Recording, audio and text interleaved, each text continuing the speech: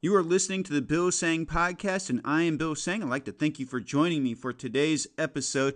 But before we get started, I'd like to tell you about something called Buzzsprout. Buzzsprout is the platform that makes this podcast possible. That I'm able to record it, I'm able to publish it, and then as soon as I publish it, it is sent out to various podcast platforms like Apple Podcasts and Spotify, iHeartRadio, and many more. So if you are looking to get into the world of podcasting, check out Buzzsprout and put your podcast on their network today, and you will receive a $20 off Amazon coupon if you click the link in the description. Again, that is Buzzsprout.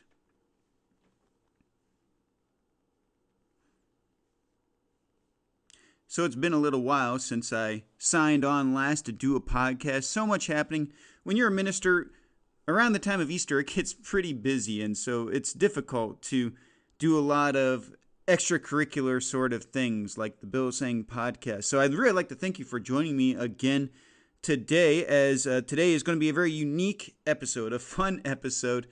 But first, I'd like to ask just how was your Easter? How was your Easter this year? I think that it is a good time to reflect, a good time to remember what Jesus Christ did for all of us, and it really does point out all the other absurdities inside of the world, as the Bible tells us that the message of the cross is foolishness to the world, and yet the foolishness of God is wiser than the world's wisdom. So that's a nice little place to start off there, I think. But today, like I said, doing something different. This is the slap happy, much belated, highly anticipated April Fool's Day spectacular in May. So we waited till May to get this one going here. And my goodness, as April went by, there are so many things that were worthy of an April Fool's Day spectacular. To start it all off, you'll notice the beginning of the title is The Slap Happy. Well, if you paid attention to the news at all, you may have noticed that a certain celebrity slapped another certain celebrity in the face and made headlines. In fact, one of the notorious parts about it is that I was unaware that the Oscars were going on until I heard about Will Smith slapping Chris Rock in the face for making a joke about his wife, Jada Smith. Now, an awful lot can be said about this. I'm not going to go deep into it right now. I'm going to touch on it later. But I think that it's one of the most significant cultural events in our entire society right now, because so much is communicated through that simple slap to Chris Rock's face. And so we'll dive more into that later. But on another note, something far more serious that I think that is worthy bringing up, worth discussing right now, is this little something that I happen to come about in a roundabout sort of way, a link that I received that talked about a much undermined group in our culture that is finally getting the recognition that they deserve. And I don't know why it's taken us so long to do this. This has been a contributor to our society for so long, so the fact that we're just now getting around to this, I don't fully understand. This would be an article, a wonderful article, that I came across that is titled, Celebrating Diversity in Mannequins. Yes, that's right, people. We are now celebrating diversity in mannequins. It's one thing, I think, to be able to celebrate diversity among peoples, as we are all different. We all have our cultures. We all have our traditions that living people are able to celebrate and to enjoy. Mannequins? You know, I think that celebrating might be a little bit of a strong word when it comes to mannequin diversity. And even then, as I spoke with my friends about this topic, celebrating diversity in mannequins, I said, you know, I totally get it. That different sized people, different colored people, and so forth, that it's kind of nice to have mannequins that help you to better see and grasp exactly how these clothes are going to look on you. But a mannequin doesn't care about their differences. They don't care about the differences with you have with one another. You know, mannequins don't care about anything because they don't think about anything. And to say that we are celebrating diversity in mannequins kind of implies that there is oppression in the world of mannequins. Question: are there racist mannequins? Are there mannequins that are xenophobic or sexist? I'm not exactly sure. We're going to have to get back to you on that one. If so, we're going to have to make sure, if not, rather, we're going to have to make sure that there is greater representation in the world of mannequins. I don't know, maybe we can start getting some transgender mannequins to be represented to join in our celebration of diversity in mannequins. That would definitely make the fashion world interesting, and I'll bet you it probably happens already, so the joke is probably moot simply for that sake. Elon Musk. Elon Musk news. Don't we all enjoy Elon Musk news lately? Elon Musk, big green energy guy, and many cautions about his greater agenda. But, lately, toward conservatives, he hasn't been too bad of a guy in the respect that he seems to appreciate this concept called capitalism, the free market. And if nothing else can be said about Elon Musk, he actually appreciates and is consistent with the fact that not only does he appreciate the benefits of the free market system, he wants you to be able to enjoy them too. And so now what we have happen, Elon Musk bought Twitter. That's right. Elon Musk bought Twitter, and there are many people that are just absolutely melting down over this reality. But why is that? Well, because Elon Musk has noted that a good number of people and a good number of stories, for instance, the Hunter Biden story before the 2020 election exposing corruption not just from Hunter Biden but from Joe Biden himself, was removed from that platform, not allowed to be talked about, written about, tweeted about, anything. And so Elon had the idea to become the majority shareholder. I don't know much more about the story behind that, but because of certain complications with how he wanted to see Twitter handled, he ended up just outright buying the platform. Pays off to be the richest person in the world, I suppose. So he has bought the platform, and he wants to restore free speech to Twitter. Now, are any of you old enough to remember when free speech was a thing on the internet, on YouTube, on Facebook, perhaps on Twitter, I guess, maybe? Well, Elon Musk wants to bring that back, and there are people that are just not happy about it, particularly our leftist friends who think that it should be okay to be able to say, well, these people disagree with our opinions, so therefore we should remove them from the platform altogether, and anybody else who happens to agree with them should be removed from the platform as well, so they can't communicate en masse like we are able to do. Well, that's not enough. Just a matter of minutes ago. That's one of the beauties of delaying this particular podcast. I saw some amazing news that Elon Musk, brace yourselves, says that he would bring Trump back to Twitter. Bring Donald Trump back to Twitter. If you don't recall, Donald Trump was the whole reason why they started censoring Twitter to begin with. Started banning Twitter. And I know they banned people for other things in the past, but Donald Trump was the reason why it went from, okay, minor infractions to where you're saying things that are vulgar, disgusting, despicable, so forth. But as soon as Donald Trump started making claims about the 2020 election, all of a sudden, nobody was allowed to agree with him. Donald Trump had to be removed as soon as he lost the 2020 election, and no longer allowed to voice his opinion on that platform. So much so that when new platforms were allowing him to speak, those platforms were being banned and taken off of the App Store on your Apple devices, which is just remarkable that they go that far. But here we are.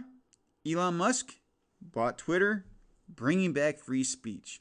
So I don't know how you feel about that. I'd love to hear what you think about Elon Musk buying Twitter. So if you want to comment in whatever way, whatever platform that you're using, I would love to see what you think about Elon Musk buying Twitter and what's going to result of that. I want to take a brief moment here before we move into another very serious topic. And that is, I think it's necessary right now to bring up a movie. A movie just came out called 2000 Mules. 2000 Mules. And this movie, it had a very limited release at movie theaters, and now it's available online at 2000mules.com. By the way, they're not a sponsor or anything like that. I just think that it's a very important movie, as there's lots of questions regarding the 2020 election and its legitimacy.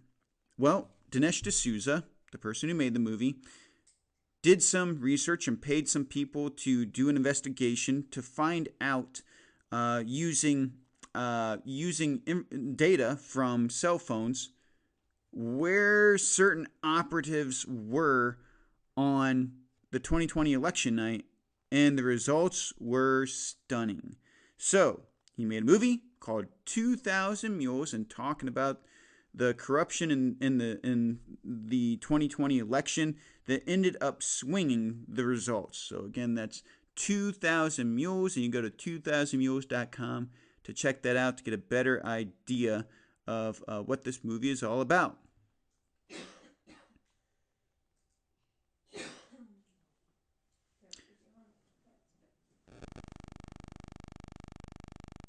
Back to some more serious news now. I think something weird's happening here. It's bouncing. There we go. I think that maybe that was one of those moments.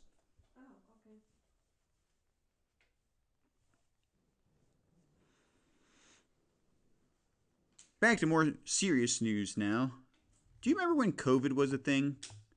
Do you remember when it was a big deal and we were all saying that we should stay in our homes and never go out again, and the world would never be the same again after COVID, because COVID-19 was going to be the bane of society, what initiates the mass extinction of the human race, and that we'd always have to wear masks, we'd always have to wear gloves, we all had to get vaccinated and get boosters every couple of months to make sure that COVID-19 would never kill another person again. Well, I came across a video, and it's an oldie in the respect, just to give you an idea of the type of person and father that I am.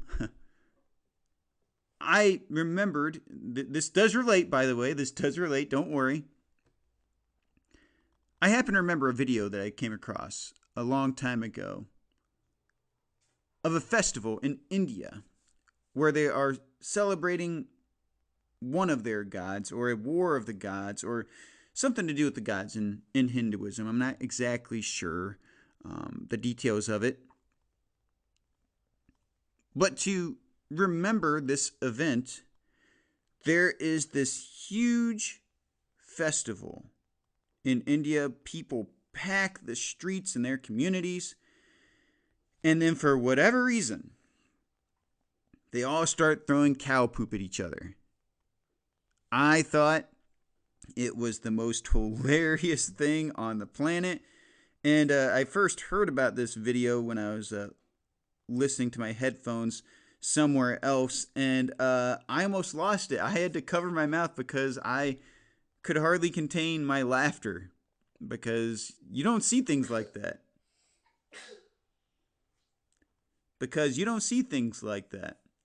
And I only think about snowball fights, like if somebody has like a stone in their snowball or something. What if there's something in the cow patty? And I don't know. I guess that's just where my mind goes. It's just one of those silly things.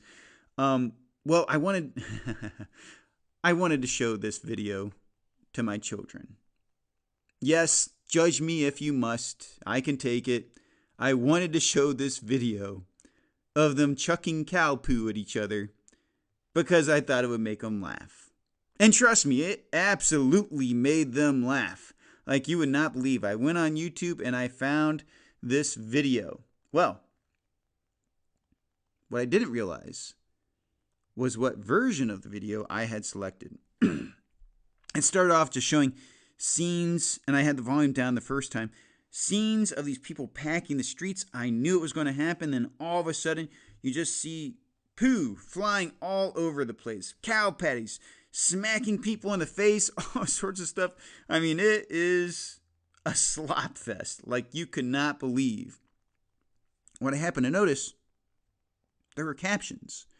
And not like people talking sort of captions, like the type of captions trying to inform you of something. And what I thought it was, I thought that it was going to be about the festival, to inform people what was going on there. Boy, was I wrong, and it was beautiful.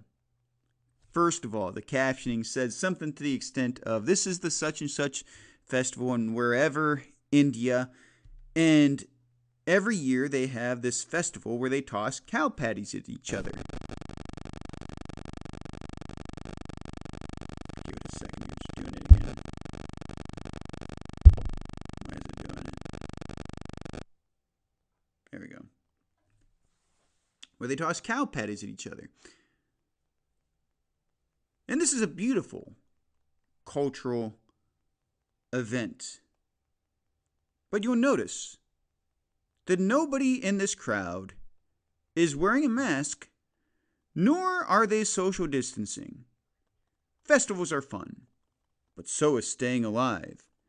So make sure that when you go out, wear a mask and social distance. Now, oh my goodness, could you imagine this video? I lost it. Once again, I relived the joy that I had the first time I saw this video. I thought it would never happen again. They are saying, yeah, go out, throw a cow patty at your neighbor. It's okay, but make sure you're wearing a mask.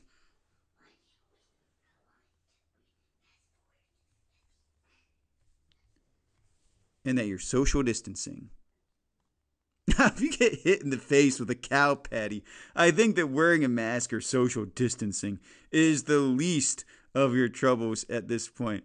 What has the world come to when we think that it's okay to throw poop at each other, but so long as you're wearing a mask, you're social distancing, and you're vaccinated? By the way, some of the other posts I saw beneath this video, because I wanted to see what other results came up. And apparently, just to let you know, doctors have deemed that it is not a legitimate remedy to cover yourself in poo if you become infected with COVID-19. So, just in case you all were wondering, or if you had plans, or if you're still afraid of COVID-19, or looking for different ways to get rid of it, covering yourself in cow feces will not do the trick. Thus saith the doctors. Okay? No more of that nonsense, all right?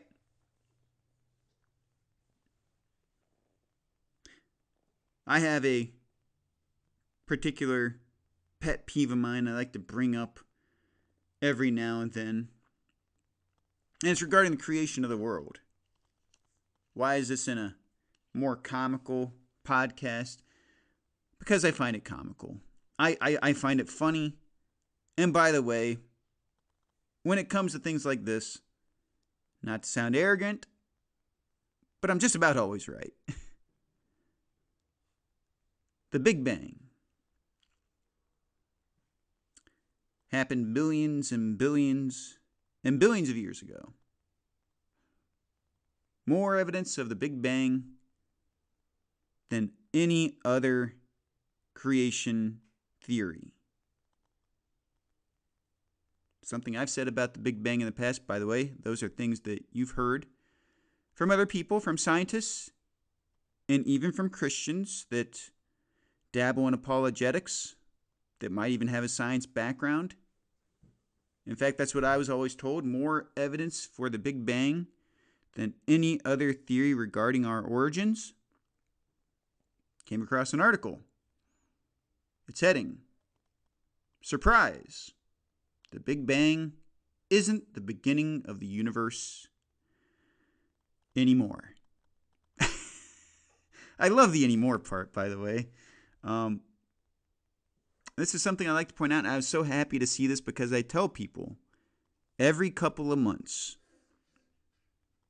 even though the scientific community will tell you that the Big Bang Theory is a fact, to the credit of my physics professors in college, they said that no, it's not a fact. It's a theory. And there are other scientific theories regarding the origins of the universe. The Big Bang is only one. And there's a significant amount of evidence for it, so to speak. But again, what is evidence? But there are others, and they hold just as much weight, as nobody really knows, scientifically speaking, how the universe came about.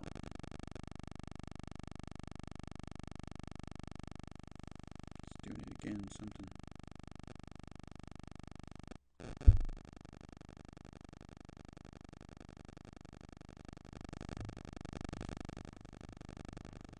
Why is it doing that?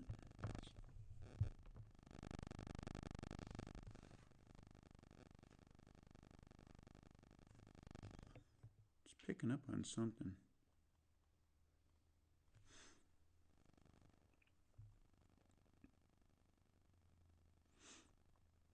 So this is proof. Not on the Big Bang. Not on any other theory. But something I enjoy more than any of those things, and that is the joy of knowing that on this topic, I'm right. I love being right. Don't you love being right? What I also really much appreciate about this particular article is the fact that it says that the Big Bang isn't the beginning of the universe anymore. As if something had changed in the past, where at one time, the Big Bang was how everything came to be. Well, not anymore. Something else, bigger and better, has happened in the past. That now, that is the origin of the universe. Now, if you're listening to me talk about this, I hope you're catching on to what I'm saying. The past hasn't changed. Just the interpretation of science has changed. Evidence has been uncovered that contradicts the Big Bang theory, that forces them to have to reconsider. And this is not the first time, this is not the first article, this is not the first theory that proposes that the Big Bang is not the true origin of the universe. I don't know why, as a whole, the scientific community doesn't make it more widespread that there are other theories out there, that there are probably, according to this, better theories out there than the Big Bang, and that the Big Bang, like the theory of evolution, is nothing more than a theory. Not that it shouldn't be taken seriously, but it should be taken exactly as we state it, as a theory. Not proven, not something that is set in stone, written on a tablet by the finger of God, just a theory. And you're open to disagree. You're open to have your own opinions. You're open to propose different theories, because that is how science works. So long as you can present your evidence to support your theory in the scientific realm, your theory is scientifically relevant. One of the sad things that's happened over the decades is that we've started to adopt this consensus of science idea. It happens a lot with climate change and such, that we say the debate is over, there's a consensus of scientists that say, blah. And that's it. We're supposed to accept it. And then when there's dissenters, including within the scientific community, it's always pointed out that they have some sort of flaw, or that their evidence isn't credible for some reason, or that they're, dare we say, a creationist and can't be trusted. Well, I just like to point out real fast, the Bible has a great alternative to the Big Bang Theory. In fact, many elements of the Big Bang Theory are very similar to what the Bible has to say about the origin of the universe. Now, there are things I would dispute on the Big Bang Theory as it relates to our origins in the Bible, but as science goes on, this is a prediction. What I expect, as long as we are being honest with our findings, as we study science, we will find more and more conclusive evidence that brings us closer to Genesis chapter 1. By the way, Genesis chapter 1 is the only chapter where we cannot have absolutely conclusive evidence because that is the origin of it all. I would, however, argue that everything that happens after Genesis 1, there's sufficient evidence for all. Thus, we can trust the Bible about Genesis 1 as well. That's what I love about the Bible, that it's been verified on so many levels and never disproven on any. So that's kind of a fun topic. Like I said, I find it a little bit comical myself that we're still having these articles that, surprise, the Big Bang isn't the beginning of the universe anymore. And yet I remember seeing these ever since I became familiar with the Big Bang Theory. Obviously, I learned about it back in probably middle school. And then, elementary school, come to think of it. But I really became familiar with it when I was in high school and college. But I was in college when I started seeing these articles that disputed the Big Bang Theory. But my physics professor, like I said, he was on top of that and pointed out that there are many other theories about the origins of the universe. So kudos to him. I can't remember what his name was, but he did a great job teaching us. So thank you, sir. If I'm not mistaken, he was a United Methodist as well. So I know, religious bias, but trust me, he had no religious bias as it related to this, as we got into it a few times. Fun topic here. Do you like Disney? You know, so many shows and movies in the Disney catalog I absolutely love. In fact, my family and I, we ended up subscribing to, I suppose, Disney Plus not too long ago. I was overwhelmed with the amount of content available on that app. What you're paying does not compare to what you get. The value they provide is unbelievable. The problem, you do notice that there is an agenda attached to their particularly newer content. I remember one of the shows that was highlighted at the top was something called The Proud Family. Pink banner, a bunch of people that were ambiguous, androgynous, and no doubt were in line with the LGBT community in this children's show. No doubt you've heard the rant of this Latoya Raveneau, who said that when she came to Disney and came into their meetings, that she was amazed at how open and accepting they were of her not-so-secret gay agenda, and that she would add queerness into children's shows wherever she could, and no one would stop her, and no one would even try to stop her. No one wanted to stop her.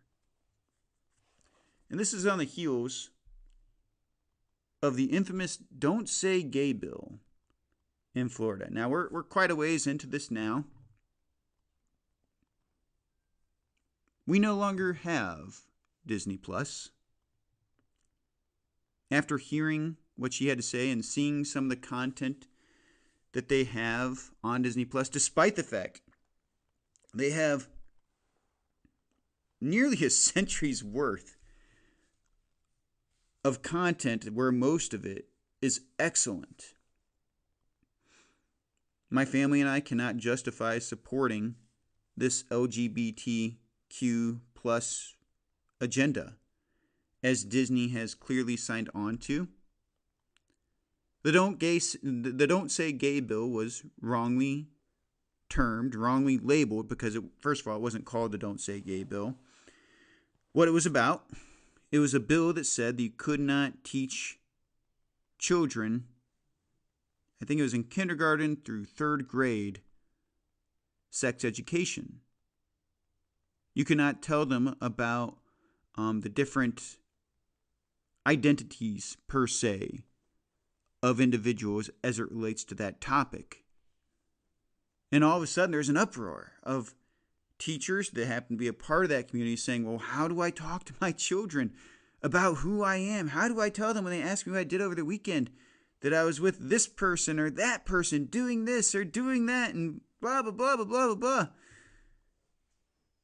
You know, you could say that you went to Disney World over the weekend and you don't have to include all of the fine details of your relationships. You could tell them that you hung out with your spouse, and if they have any questions about that, just leave it be. You don't have to answer every question. But more importantly, can you maybe just tell our children that 2 + 2 = 4? Can you maybe just tell them what you were paid to teach? You're not paid to teach them about your frolicking around with your friends. Any teacher. I mean, my goodness, my teachers growing up that I don't know that I probably had ones who were part of that community. Maybe, I don't know. But they never felt compelled to tell us any of those details of their lives, let alone the ones that were married. I don't know that they ever told us about their spouses, the ones that were straight. It's not supposed to be part of your education. In a world where you're not allowed to say a prayer in public school, why should we be allowed to talk about explicit things like they want to be discussing? And I applaud Ron DeSantis. I think that it was wise of him to sign this bill. The legislators in Florida for taking the initiative. Florida is becoming a great place really fast. I think that it's going to just swell in its population, and may God protect it from people who are trying just to swell it for the sake of pushing a political agenda, as we have seen happen elsewhere, where it becomes such a great state that people that are against their against the politics that make it a great place start moving in and voting against the people, the politicians who are making it a great place. Does that make any sense? In other words, Ron DeSantis is doing a great job in Florida. Florida's got a bunch of great policies. I believe they don't have a state income tax, and people move to Florida seeing that, wow, this is great. I get to keep more of my money, and so more and more people move in. And once they catch word of this, and but then they say, I like keeping more of my money, but I really wish that there are more social programs, that there is more welfare programs, that there was more I'll say it, LGBT friendly sites and scenes and whatever else inside of Florida. And so more and more people move there, and what do they start doing? They start voting against the people that have made Florida the place that they know and love when they moved in. Thus it wrecks it, thus it makes it a bad place. I hope that doesn't happen. I don't think it will. I think that Ron DeSantis is a brilliant politician, and he is doing everything he can to make sure that he sets his state on the right track. So, Ron, keep it up. And I hope that people support Ron DeSantis as he continues the good fight against these agendas that threaten the country. Brief note. I'll just mention it really quickly. Roe v. Wade. Roe v. Wade. I said a while back that the Supreme Court should take this opportunity after the 2020 election to go ahead and overturn Roe v. Wade. But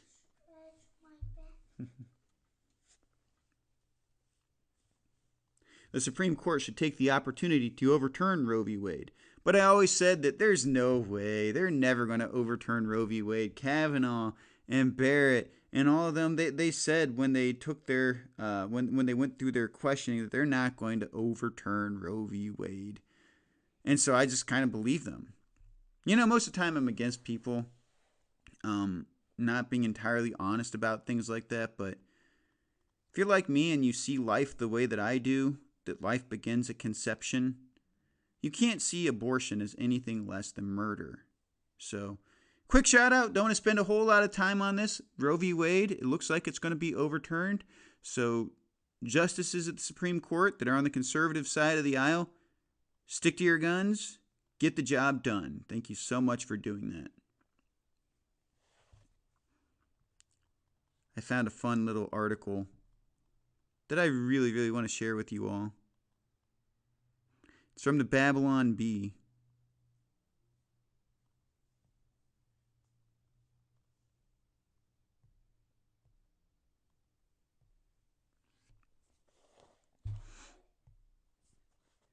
I'm just getting to it, that's all.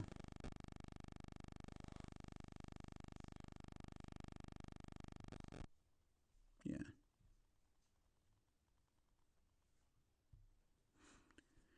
It's from the Babylon Bee. It's called Biden Repeats False Claim He Once Had an Abortion. I love this article. And I'm going to give you a taste of the Babylon Bee right now if you've never checked it out. I'm going to read the article verbatim here. Babylon Bee is a satirical site. It's run by Christians.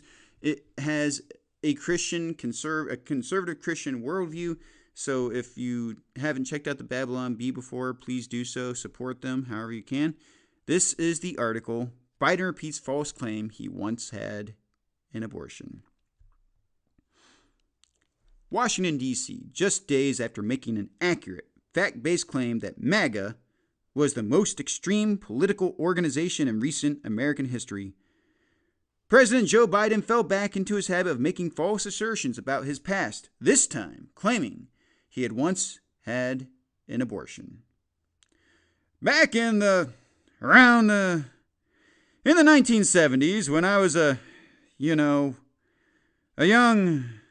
single black woman, I had to make a choice between keeping or killing or keeping the... Where was I? The dead child.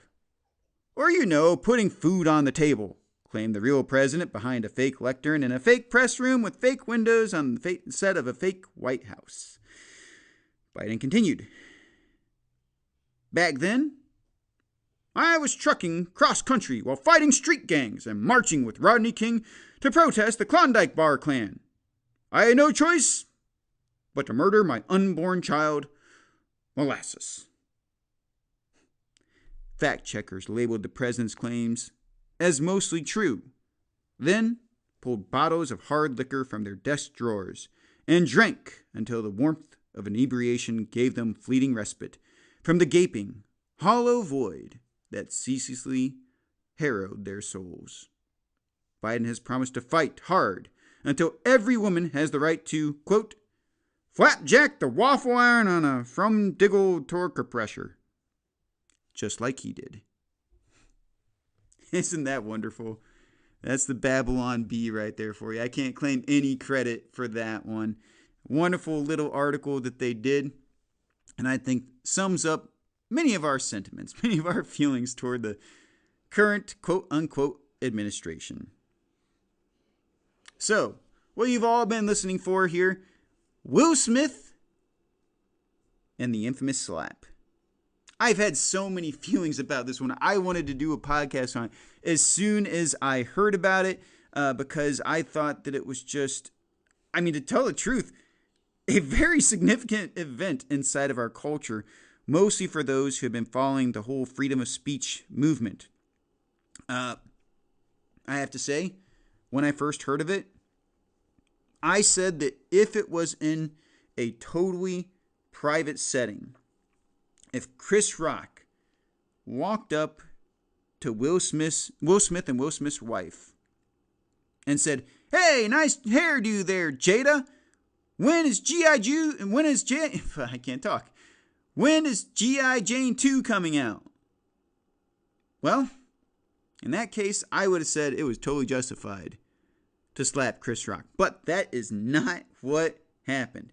Chris Rock, being an edgy comedian, was one of the people selected to host the Oscars. And as he always does, he picks on people. And he doesn't do it to be mean or offensive. He just kids around. And I know many people say that, Well, he had to have known that she had Appalachia. What is Appalachia exactly? And I guess it's patchy hair, balding, and things along those lines. And they say it's a disease, but they made it, when I heard about it, they made it seem as though it's something life-threatening. It doesn't sound like that's the case at all. It's not fun that she has it.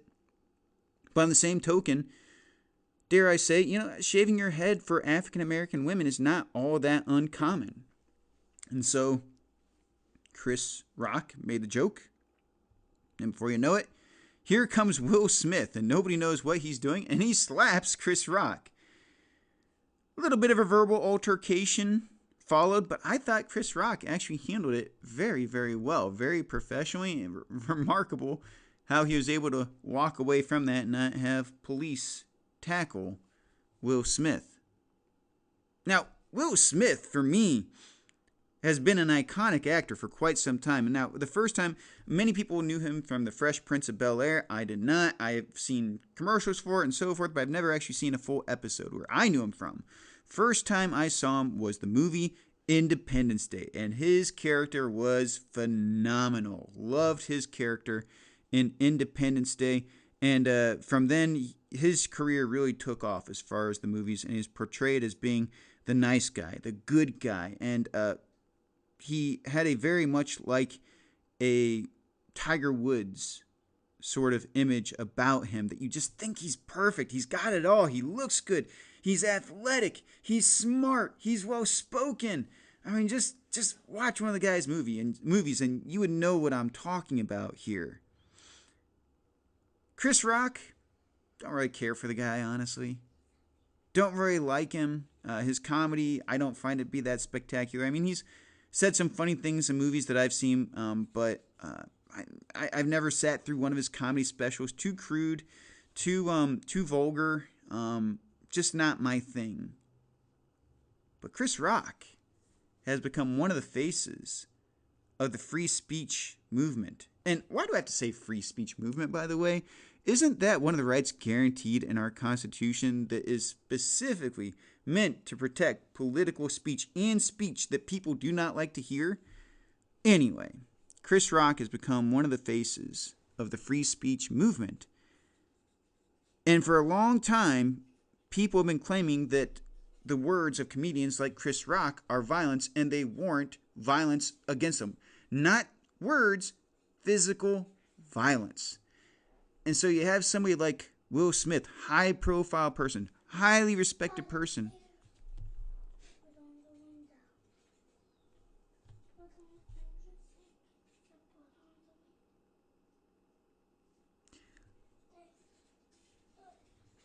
Almost done, Carter. Highly respected person come up on stage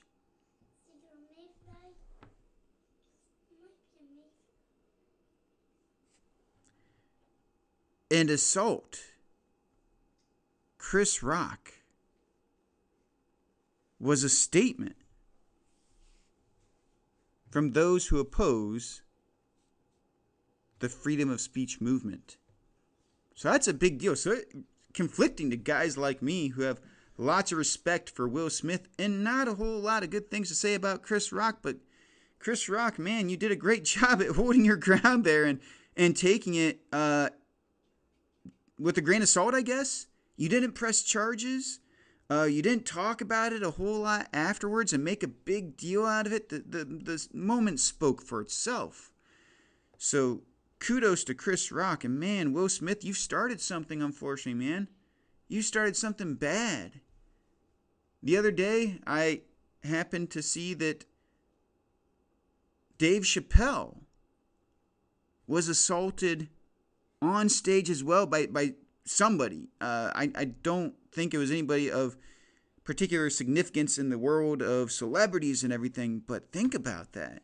He was tackled, and the guy had a replica gun, and I don't know if it was a knife or a replica knife. It wasn't very clear in the article I read, but at the very least, the man was planning.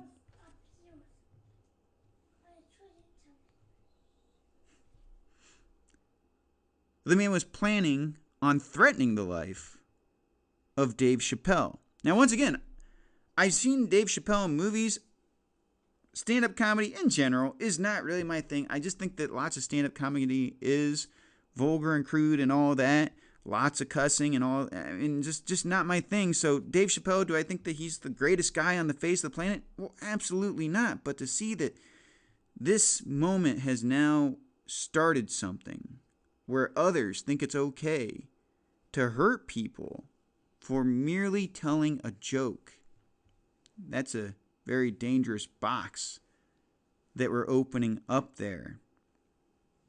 Nonetheless, I think that there is much to laugh about. I think there is an awful lot here where we have to ask ourselves the question of no question. Just I think that there's a lot in our culture that once used to be a joke, but has moved into the realm of reality to the extent that it's getting harder and harder to say things that don't offend people. And so we have to ask ourselves, do we stand for free speech or don't we stand for free speech? People need to be allowed to express their opinions no matter how absurd they are, no matter how much we disagree with them. They have to be able to express their opinions. So what are your thoughts on this topic? Do you think that people should be allowed to tackle those who say something offensive towards them? Do you think that it's okay for people to harm other people for advocating for things like against abortion, saying that it should be up to the states to decide whether abortion is legal or not?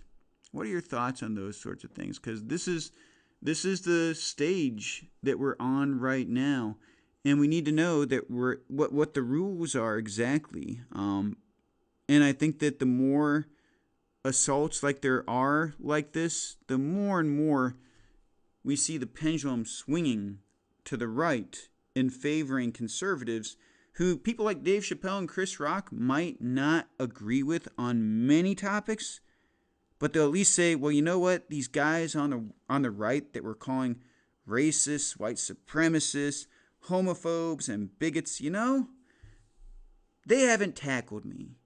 They haven't slapped me in the face. They haven't punched me. They haven't harmed me. I might disagree with 90% of what they're saying, but they aren't hurting anybody.